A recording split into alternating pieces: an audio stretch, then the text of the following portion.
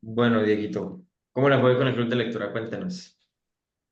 No, pues bien, bien. La verdad, ya, pues independientemente de que no me pudiese conectar, había podido pues leer. Obviamente es un hábito que Qué libros que está leyendo? ruge de Daniel Aviv Ok. y sinceramente es algo que lo ayuda a uno a crecer mucho. Este libro siento, o sea, lo poquito que he leído me ha ayudado a entender muchas cosas y a entender que los procesos son parte de la vida y que no siempre es fácil. No, nunca va a ser fácil. Ok.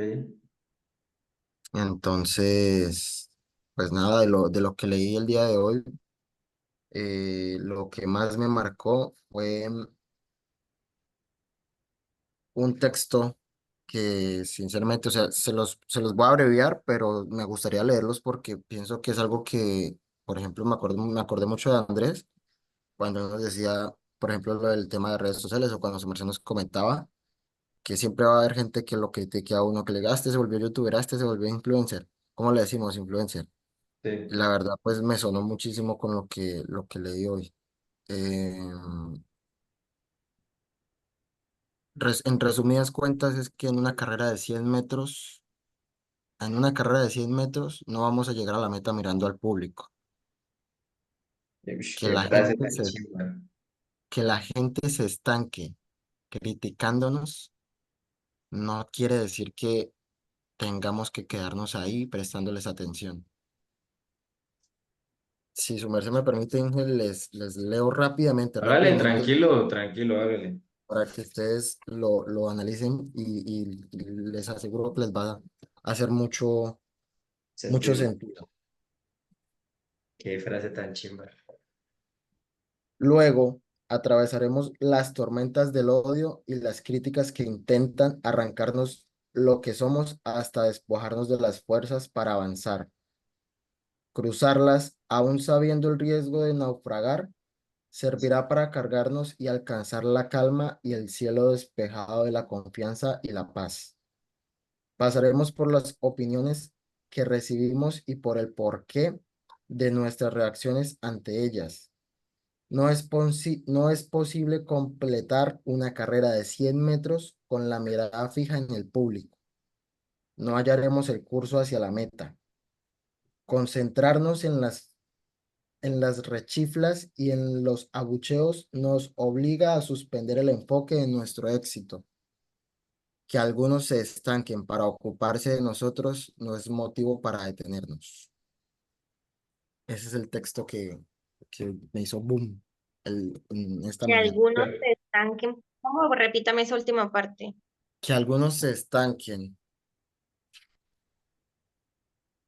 para ocuparse de nosotros no es motivo para detenernos. Y había otra cosa que usted dijo ahí, que concentrarnos en las chiflas y los abucheos nos desconcentra de la meta, ¿es? ¿O? Nos, Que perdemos el enfoque.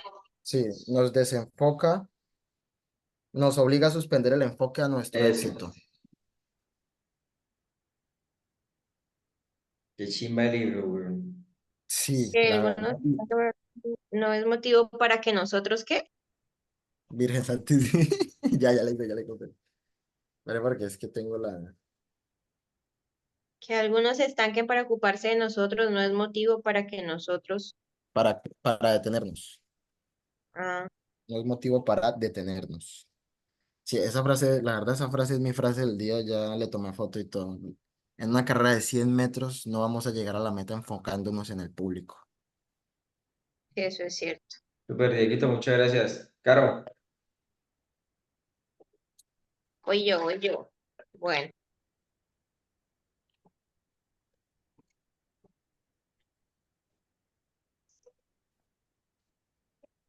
em,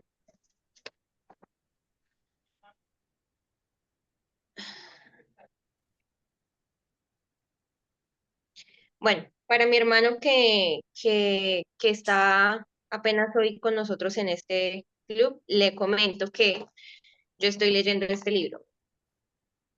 Se llama El Camino del Despertar.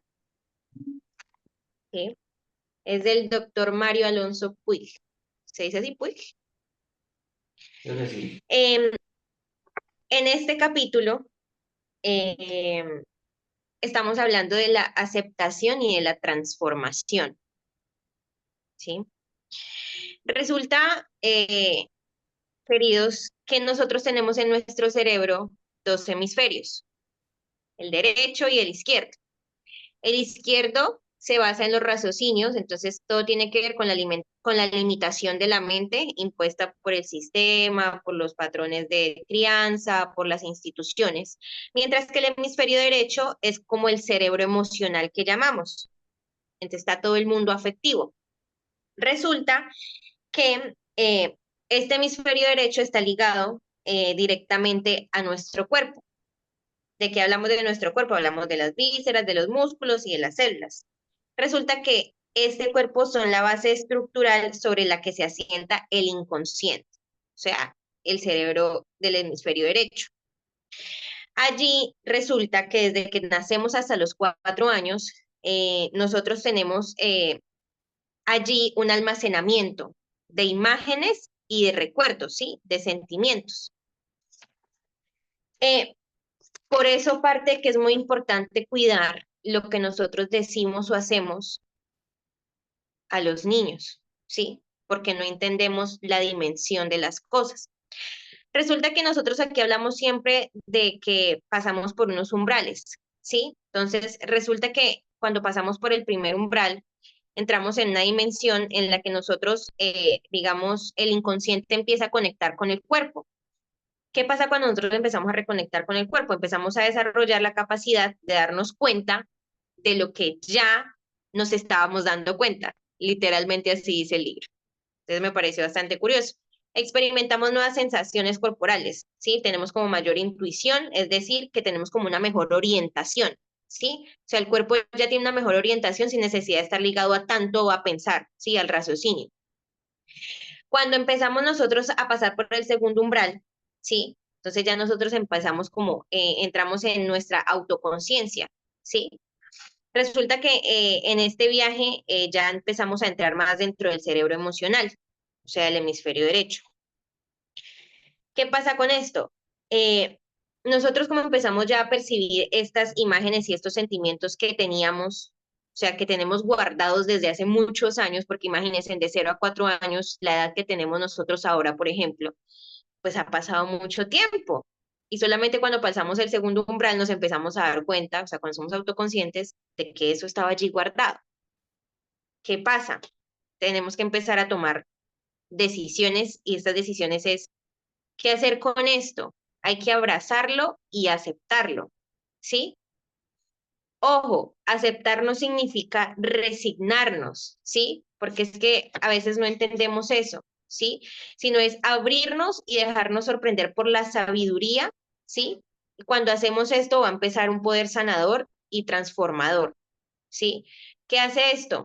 Que vamos a empezar a ver más allá de lo que somos capaces de comprender, ¿sí? Les voy a dar un ejemplo. Cuando nosotros tenemos una enfermedad, ejemplos, personas que tienen una enfermedad grave, nosotros no nos quedamos en, es que bueno, yo, o sea, ¿qué pasa? Yo digo, no me cuidé, no me tomé los medicamentos, fue madre, ¿qué fue lo que hice? Sí, es el proceso de aceptación, pero yo no me resigno a morir por la enfermedad, ¿cierto? Yo veo qué puedo hacer, qué voy a hacer con esto, ¿sí? ¿Cómo voy a transformar yo mi vida con esto que me está pasando? Entonces debo tomar acción, ¿cierto? Entonces, de eso se trata. Cuando nosotros abrazamos y aceptamos lo que nos está pasando, es cuando empezamos a irnos por el camino de la transformación. Eso nos va a llevar a la transformación.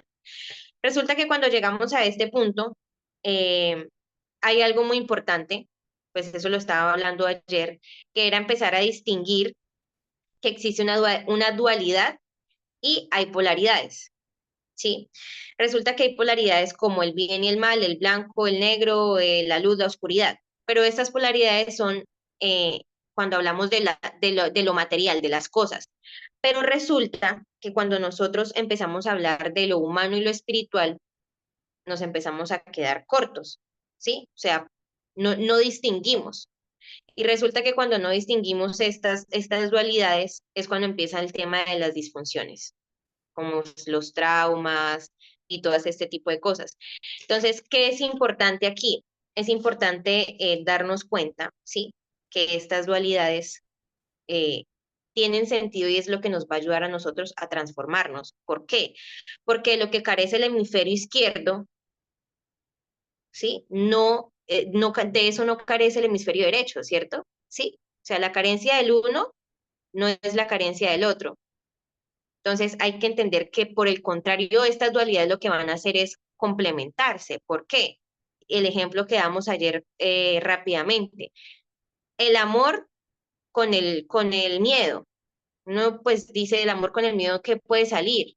¿Sí? No, todo mal, Carolina. No, resulta que por el contrario, del amor con el miedo hay más amor, hay amor incondicional, ¿sí? Cuando nosotros vemos que estas dos cosas lo que van a hacer es ayudarnos a trascender, ¿por qué? Porque va a haber sabiduría, porque va a haber compasión, porque va a haber sanación, porque va a haber transformación, entonces ya la mente empieza a ver las cosas de otra manera, ¿cierto? Entonces, ya para finalizar, les quiero decir lo siguiente, detrás de lo que parece está lo que de verdad es. Detrás de la incomodidad está la oportunidad. Y más allá del dolor está la libertad. Súper, súper, Carol, listo. Muchísimas gracias. Yo rápidamente para resumirles, porque ya tenemos el otro espacio a las 10. Y ya me Em, salió el... sí, entonces el mío, Dieguito, para que más o menos rápidamente vea, yo estoy leyendo esto. Se llama Cómo ganar amigos e influir sobre las personas, ¿sí? Y ya hemos venido adelantando, que yo las anoté ahorita acá en el tablero, ya han venido varios puntos, se las voy a nombrar rápidamente. La primera regla es de que no critique, ni condene, ni se queje, ¿sí? No hay que criticar a los demás, no hay que condenarlos, ni estar uno en constante, estarse quejando. Segundo, demuestre aprecio honrado y sincero por las personas, demostrar ese aprecio realmente por las personas, porque a veces nos enfocamos mucho en nosotros mismos. Tercero, despierten en los demás un deseo, ¿sí? Que eso hablaba acerca de que eh, a veces nosotros queremos que la gente haga, que como que nos enfocamos es en lo que nosotros queremos, pero no más bien en lo que ellos quieren. Entonces daban el ejemplo de un niño que se orinaba un niño que se orinaba en la cama. Y el niño se orinaba en la cama y resulta de que el niño dormía con la abuelita. Y cuando el niño se orinaba en la cama, por más que le dijera, no, pero no se orine, que yo no sé qué, ¿qué hacía? Más bien el niño, se dieron cuenta de que el niño quería seguir quería seguir como el papá, ser como el papá y no como la abuelita, porque el niño dormía como la abuelita. Entonces, al niño le empezaron a comprar pijamas del papá, así como del papá. Entonces, y después lo llevaron a que el niño le compraran una cama. Le dijeron, ¿te quieres comprar una cama? Sí. Entonces, cuando llegaron allá, llegaron a comprar la cama y le dieron la importancia al niño, como que ve, acá este caballero quiere comprar la cama y tan, tan, bueno. Cuando compraron la cama, en resumidas cuentas, cuando llegaron, el papá llegó a la casa y el niño salió corriendo y le dijo, papá, vea, vea, compré mi cama. O sea, el niño se sintió importante, compré mi cama y tengo pijamas así como las tuyas. Entonces subió a ver, el papá le dijo palabras bonitas y demás, y entonces llegó y le dijo, bueno, ¿y esta cama tú la vas a orinar o no la vas a orinar? Le dijo, no, papá, ¿cómo se le ocurre si esto es un compromiso que yo tengo contigo? O sea, él quería ser como el papá, ¿sí? Entonces, ese punto hablaba mucho de eso, de darle importancia a las personas que despierten ese deseo. El otro era interésese verdaderamente por los demás, que cuando usted realmente haga algo por alguien, realmente porque le nace, no como que porque es así, ¿no? Realmente que le nazca, vea cuando usted se interesa. Y era el ejemplo que hablábamos ayer, era el ejemplo usted lo puede entrar ahorita a YouTube, ahí está el capítulo de ayer, que está el ejemplo de las estampillas. Y el de hoy era de sonreír. Sonría siempre. Era la sonrisa. Porque a veces, que lo anoté aquí rápidamente, ya para finalizar, decía, no sonreír nos puede volver antipáticos, ¿sí? Nada es bueno o malo, sino el pensamiento es lo que hace que las cosas sean buenas o malas. Porque nosotros a veces decimos, no, pero ¿por qué voy a sonreír? O sea, si digamos yo estoy acá en la casa encerrado y estoy solo. ¿Y para qué? Entonces, el pensamiento, uno mismo es el que decide si sonreír y que sonreír siempre, sonría siempre. Había un ejemplo que decía que sonreír, decía un man que trabaja en la Bolsa de Valores de Nueva York, decía sonreír me ha traído más dinero que cualquier cosa. Entonces, eso es lo de sonríe. Todo el día. Y hay un adagio, un proverbio chino que dice que la persona que no sonría no debería ni siquiera abrir una tienda, dice. Eso dice por acá. Dice, los chinos eran hombres sabios y sabios en las cosas de este mundo y tenían un proverbio que usted y yo deberíamos recortar y pegar. Dice más o menos así, el hombre cuya cara no sonríe no debe abrir una tienda. Literal. Muchachos, a sonreír. ¿Listo? Muchísimas gracias.